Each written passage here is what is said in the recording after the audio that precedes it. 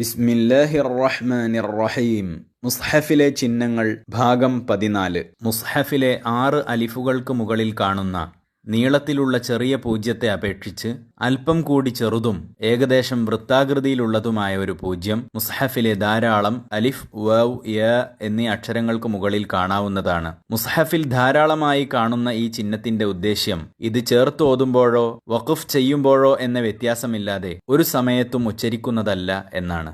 ഈ കാണിച്ചിരിക്കുന്ന ആയത്തിൽ 2 ഉലായിക എന്ന പദങ്ങളിലും വാവിന് മുകളിൽ ഈ ചിഹ്നമുള്ളതിനാൽ വാവ് ഉച്ചരിക്കാതെ ഉലായിക എന്നാണ് ഓതുന്നത്. ഈ ചിഹ്നം കൃത്യമായി മനസ്സിലാക്കി ശ്രദ്ധിച്ചോതാത്ത പക്ഷം തെറ്റുവരാൻ വളരെയധികം സാധ്യതയുള്ള ചില സ്ഥലങ്ങൾ പരിചയപ്പെടുത്താം.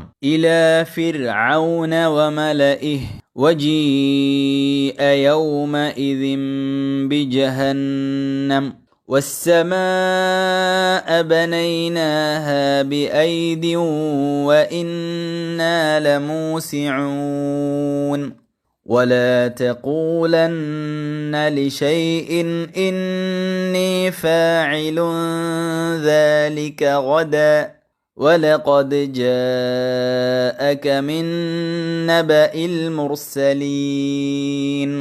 മലഈഹി, നബഈൽ മുർസലീൻ എന്നൊക്കെ പലരും തെറ്റായി ഓതാറുണ്ട്.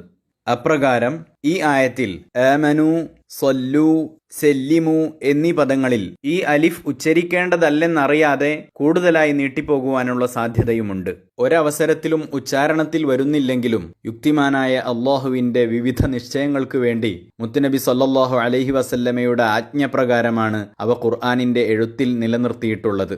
അതിനാൽ സാധാരണക്കാർക്ക് ഓതാൻ എളുപ്പത്തിന് എന്ന പേരിൽ അവയെ കളയുന്നത് ഉസ്മാനി എഴുത്തുരീതിക്ക് വിരുദ്ധവുമാണ്.